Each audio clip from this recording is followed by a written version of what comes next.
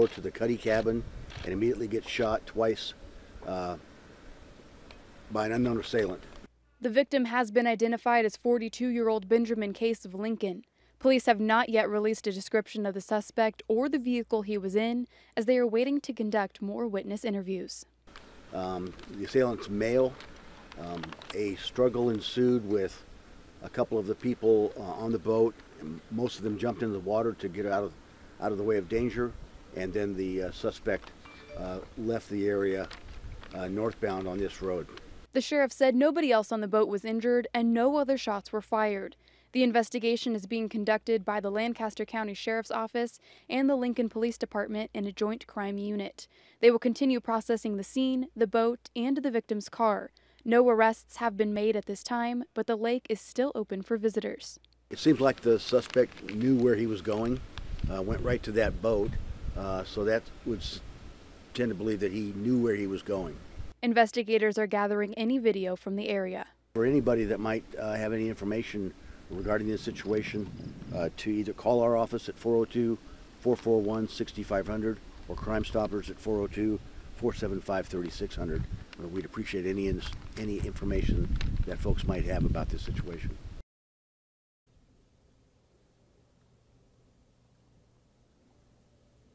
Now, the 4 other individuals on the boat with Benjamin were believed to all be friends, and officers say after trying to perform life-saving measures, Benjamin did succumb to his injuries. We will have more updates as they become available. Reporting live in Branch Oak Recreation Area, Ariana Martinez, Channel 8 News. Ariana, thank you very much for the live report and our top story tonight. As we continue to go deeper into this story, public areas around Branch Oak Lake remained open today. Deputies continued their investigation, and regulars to Branch Oak Lake still came out today to soak up the sun with their pets and children. Channel 8's Jessica Blum has more on their reaction. Jessica? The area was reopened to the public just after noon after being closed for several hours following the shooting Tuesday night. Some were hesitant to come out to the lake, but ultimately decided to go once they heard more details. Campers and beachgoers continued to host birthday parties and bring their dogs to surrounding campgrounds. Locals say Branch Oak is normally a family spot that is safe to come out to, but the shooting Tuesday night at the marina caused second thoughts. So I kind of got a call this morning that it did happen, and we weren't really sure if we still kind of wanted to come, but we thought maybe it would be a better day and there wouldn't be a lot of people kind of around, so we could maybe have a better day with our dogs and kind of see. But we really weren't sure if it would be open, I guess, because we kind of read about the shooting a little bit earlier this morning, and we heard it was kind of around their marina, and we knew that this kind of wasn't near it. Lancaster County Sheriff's Office continues to investigate as they gather footage from the marina. While the suspect is still remaining at large, residents who live nearby said they plan to keep coming to the lake. Coming up tonight at 6, there's more to share about the decision to come to the lake today and how people will treat Branch Oak going forward. All right, Jessica, thank you so much for our team coverage on our top story tonight. We do have a follow-up now on the search for the man accused of killing a 19-year-old on O Street 2 weeks ago. Crime Stoppers is offering a $1,000 reward for any information on this man, Gustavo Cardenas. They say he's the suspect responsible for the fatal crash that killed 19-year-old Alexander Escra back on July 2nd at 37th and O Streets. Police say he ran from the scene shortly after the crash. They're asking you to contact Crime Stoppers at 475-3600 or LPD with any information. Now to the latest on the global heat wave. Unbearable temperatures are impacting millions around the world. Today, President Biden taking new executive actions to address the heat wave and climate change. ABC's Raina Roy has the latest. As more than 100 million Americans face heat advisories across the country, President Biden taking new executive actions to address the scorching temperatures and climate change. As president, I have a responsibility to act with urgency and resolve when our nation faces clear and present dangers. And that's what climate change is about. It is literally, not figuratively, a clear and present danger. The actions will provide $2.3 billion for stronger infrastructure meant to withstand the effects of climate change and funding to help low-income families improve air conditioning in their homes. The Biden administration also taking steps to expand wind power production off American coasts. We can make things better in terms of jobs. We can make things better in terms of the environment. We can make things better for families overall. Unbearable heat coast to coast, wildfires raging in Texas, and now the Northeast facing high temperatures, some areas hitting the triple digits. Experts say climate change has accelerated the frequency, number, and intensity of heat waves, also making them 3 to 5 degrees warmer in much of the U.S. Biden considering declaring a national climate emergency. We are in an emergency, and it is a worldwide emergency. Moving forward, marshaling resources. Senate Republicans saying they'll fight to undo it if he does. This administration lacks a coherent policy on climate. Period. End of story. Climate change activists say the steps Biden announced Wednesday fall short of the more sweeping measures that are necessary to actually combat global warming. Rena Roy, ABC News, New York. And speaking of that heat, meteorologist Malcolm Byron, who is in for Rusty tonight, has a look at those warnings and heat advisories across the country. Yeah, in all seriousness, this is some real dangerous heat across some portions of the country. I've seen heat indices or feels like temperatures upwards of 120 degrees in a few locations. Let's show you those excessive heat warnings and heat advisories nationwide right now. You see those excessive heat warnings in effect for the portions of the desert Southwest, south central part of the country, even heading in towards the Ohio River Valley, and even the eastern seaboard. You got some heat advisories out there as well. You just measure this swath from Texas up to about West Virginia and Ohio, about 1,400 miles spanning of these advisories and warnings. Lincoln's not included. Today actually wasn't too bad of a day outside. It was warm, but not overly humid. A live view over our Penner bathing camera, brand new camera to our weather camera network out in Aurora. Sunny skies across Nebraska. 93 degrees at Lincoln Airport at this hour, 90 in Beatrice, 89 in Wahoo, 93 in Grand Island, and 89 in Hastings. 90 degrees is about our normal high temperature for this time of year, so we're running just a couple of degrees above average. Here's what feels really nice though. Dew points in the upper 50s. The humidity is not necessarily unbearable this afternoon and evening.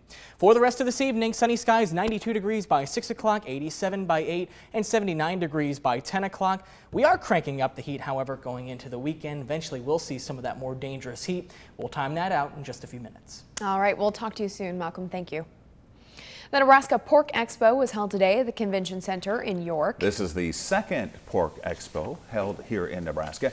The event looks to build relationships with pork producers and give them advice to continue their trade into the future. Producers could also sit in on panels with others in their field to encourage growth in the industry. We'll have more on this coming up tonight on our newscast at 6 o'clock. Today, Lincoln City Libraries will be hosting an event called Discovering Ancient Nebraska Oceans. The event will teach people about sea scorpions, reefs, fish without jaws, and ones with mechanical-like jaws, all living in Nebraska's waters in historical times. You'll also be guided through a sightseeing tour of the oceans through time, from 540 million years ago through present day. The event is at Gear Branch Library and runs from 6 to 7:45 p.m. And now to some more national news. Sesame Place under fire. The popular kids amusement park apologized after a video went viral that appears to show a costumed character snubbing 2 black girls. While there are claims of racism, the park is saying that the video is not what it appears. ABC's TJ Holmes has more. Sesame Street, a place of inclusion and learning for generations of kids. But Sesame Place, the theme park based on characters from the iconic children's TV show, is issuing an apology this morning after backlash from this video showing 2 young black girls seemingly snubbed by a performer dressed as Rosita at the Sesame Place theme park near Philadelphia. When he got to my children, he, as you can see in the video, just told them no and kept on moving, and then I had stopped the video because I was upset. But after that, he proceeded to hug another girl of a different race. And to me, it's like, so the kids automatically were like, as you could see in the video, they were, upset. The character of Rosita seeming to shake her finger no before passing by the 2 little girls. They're thinking that they did something wrong when they did absolutely nothing wrong. And then to see other children be acknowledged and then you're not acknowledged. Sesame Place initially released a statement saying that the costumes characters wear sometimes make it difficult for them to see, adding the Rosita performer did not intentionally ignore the girls and is devastated about the misunderstanding. But that statement wasn't good enough for many on social media who expressed outrage. One user writing, "Nothing can undo how these babies were made to feel in this moment. The looks on their faces are so heartbreaking."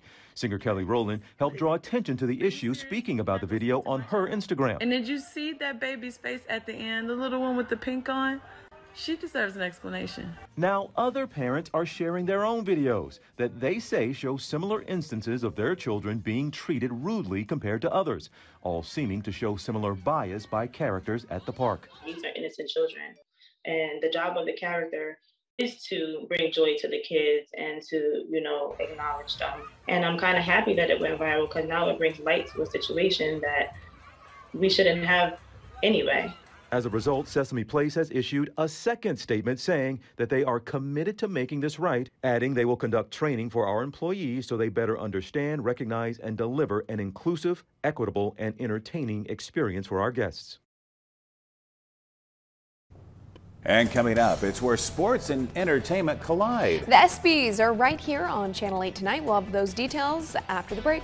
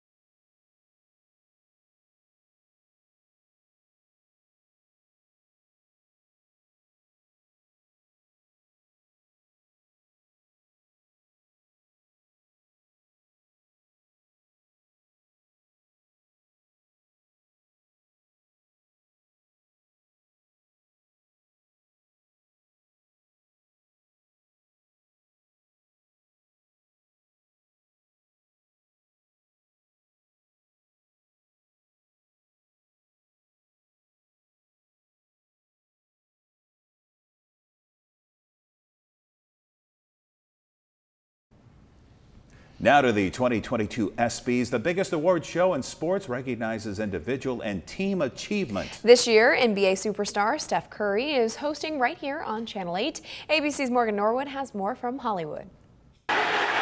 It's where sports and entertainment collide. The 2022 ESPYs bringing the best sports moments of the past year and honoring those who made it happen. Running point on hosting duties, four-time champion Steph Curry of the Golden State Warriors. I'm just going to be myself and have fun with it and embrace the opportunity and the honor to host the ESPYs. And the night could be full of top honors for Curry as he's also up for Best NBA Player, Best Record-Breaking Performance, and Best Men's Athlete, alongside Green Bay's Aaron Rodgers, Shohei Ohtani of the LA Angels, and Connor McDavid of the Edmonton Oilers. I mean, obviously best team would be special because you win a championship. But best record-breaking performance, just because that's a lifelong and career-long goal for me to sit atop the all-time NBA three-point list. And it could be a big night for WNBA great Candace Parker. She led her hometown Chicago Sky to a WNBA title last season, and now she's up for multiple Prime Awards, including Best Athlete in Women's Sports and Best WNBA Player. But at the heart of the show, the humanity and the stories behind them. Vitaly Klitschko, the mayor of the besieged city of Kyiv, Ukraine, and former boxing champion, is taking home the Arthur Ashe Courage Award, given to honorees who stand in the face of adversity. And as Russia's unrelenting war on Ukraine rages on, it's exactly what Klitschko has done. And Dick Vitale knows adversity well. He also knows how to win in spite of it. The Jimmy V Award for Perseverance will be handed off to the college basketball broadcasting icon as he's overcome multiple bouts with cancer. The award is named after his longtime friend Jimmy Valvano, who made the famous speech at the ESPYs almost 30 years ago, in which Vitale presented him with the award. You have to have an enthusiasm for life. You have to have a dream.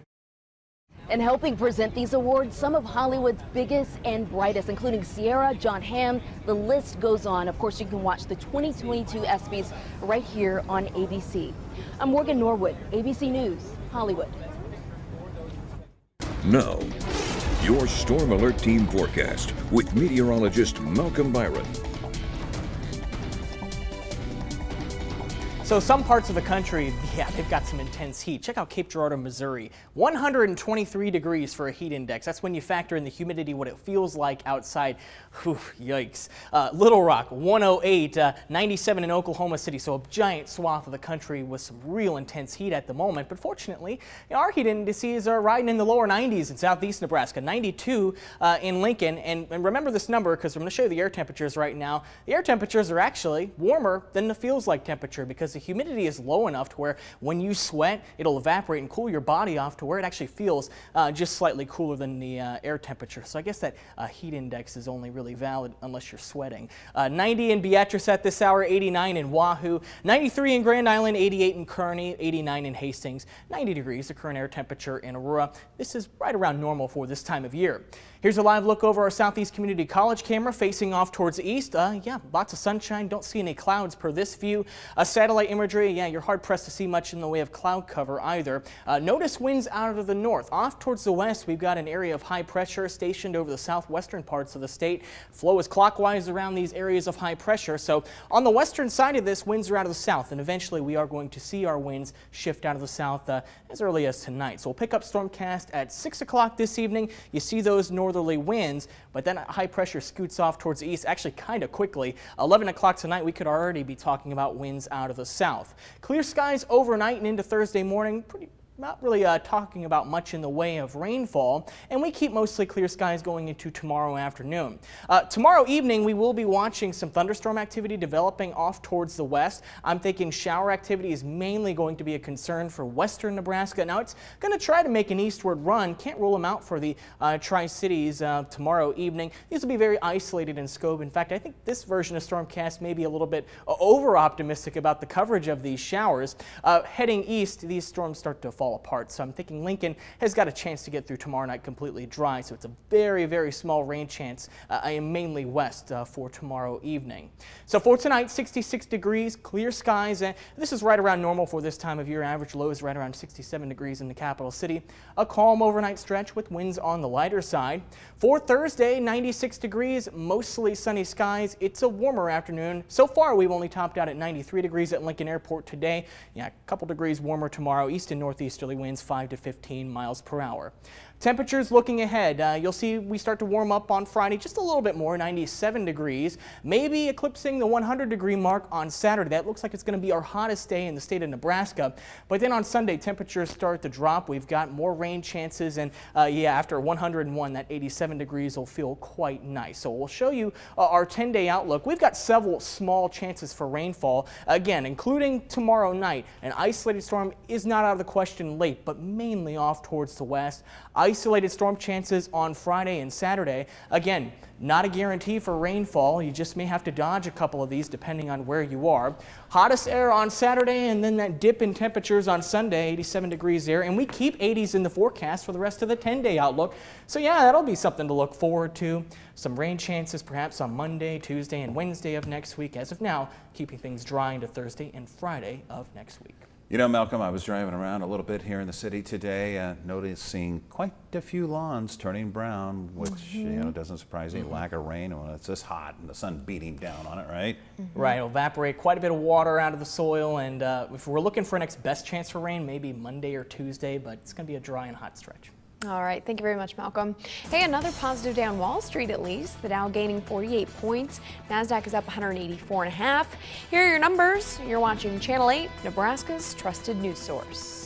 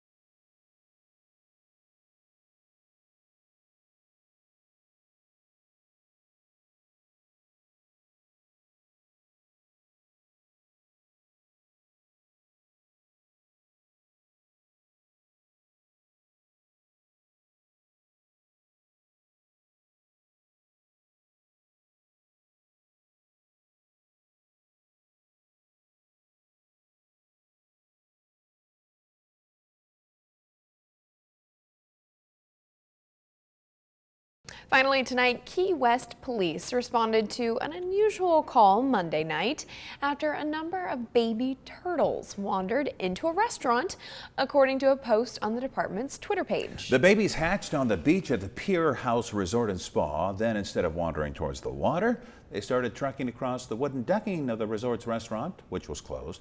Restaurant staff, with help from police, put the tiny turtles into ice buckets and returned them to the ocean. Florida wildlife officials say that although turtle nesting and hatching usually happens in the middle of the night, their routine can be disrupted during the busy beach season. Yeah, they were just looking for a little snack before they headed out to the ocean. I mean, You said they were closed, right? yeah, well, Trespassing. trespassing turtles. At least they're back where they should be, so. That's good. It's always good to hear. Yep. All right, folks, let's get you a final check of your forecast for the rest of tonight. Sunny skies right now. That's about how we expect it from here on out. 92 degrees by 6 o'clock, so still warm. A humidity not too terribly bad this evening. 87 by 8 o'clock, 79 by 10 o'clock. We keep mostly clear skies overnight tonight. By the time all things are said and done, looking at temperatures in the middle to upper 60s for an overnight low, with winds on the lighter side. All right, thank you, Malcolm, and thank you all for being here with us. World News with David Muir is up next. We'll see you back here at 6. With the Channel 8 Eyewitness News mobile app, you'll be the first to know. Get alerts about breaking news and weather, all in the palm of your hand. It's your day. Find happy. Make it a Capelli day during Capelli Days at Amigos.